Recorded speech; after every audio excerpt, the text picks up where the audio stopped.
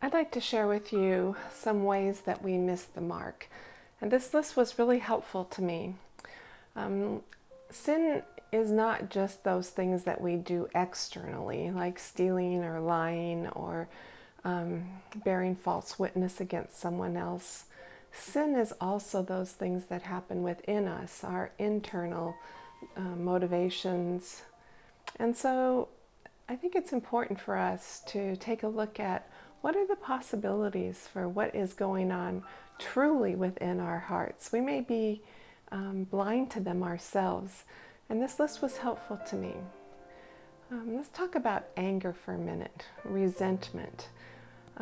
Whether we yell at somebody or kick the wall, whether it's hostile or whether it's repressed, anger is seen whenever we are really dissatisfied with other people or with the world around us. When we're continually frustrated with things, perhaps we're angry. And pride. Pride, that inability and unwillingness to acknowledge my own suffering.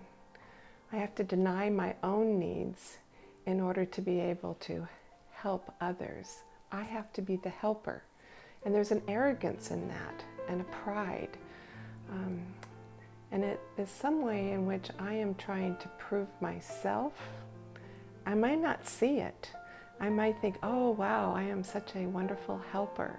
And other people may, applaud my efforts to being able to help. But what's really underlying this desire I have to be the helper?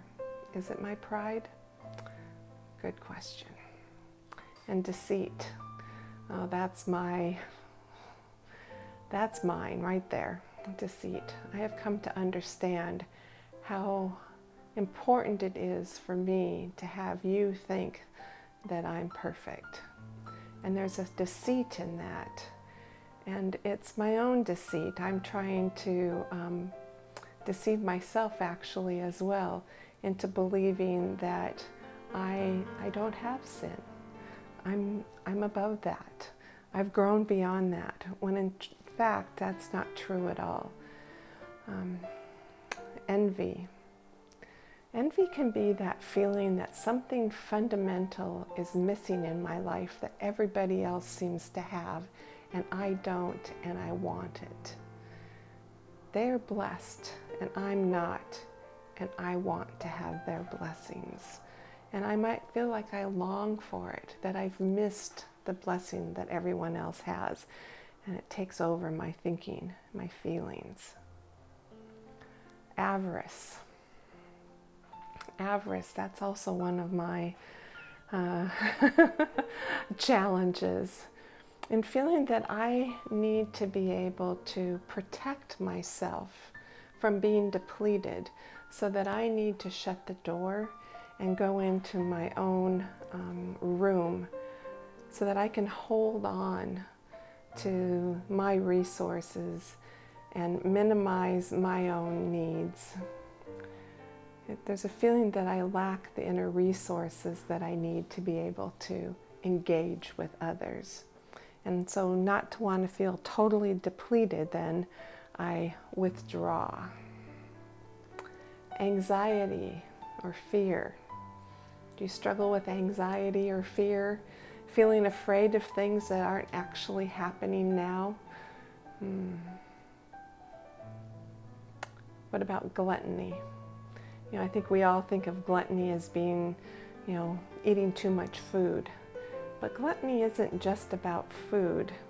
It's having that insatiable desire to fill myself up. And for me, it can be filling myself up with books, with things that I'm reading, with knowledge or information. Whatever we have this insatiable desire to keep filling ourselves up with more and more and more. It could be experiences.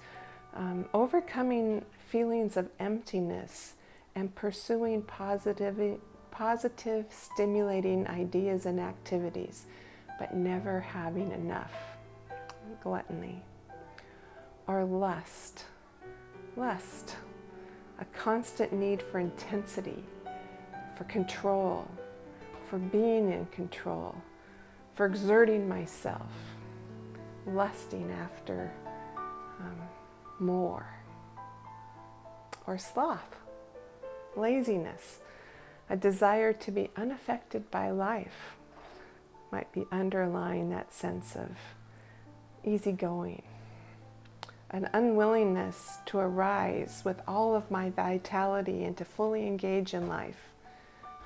Maybe I'd rather just sit back, not have an opinion, not really need to do anything because nothing's going to make any difference anyway.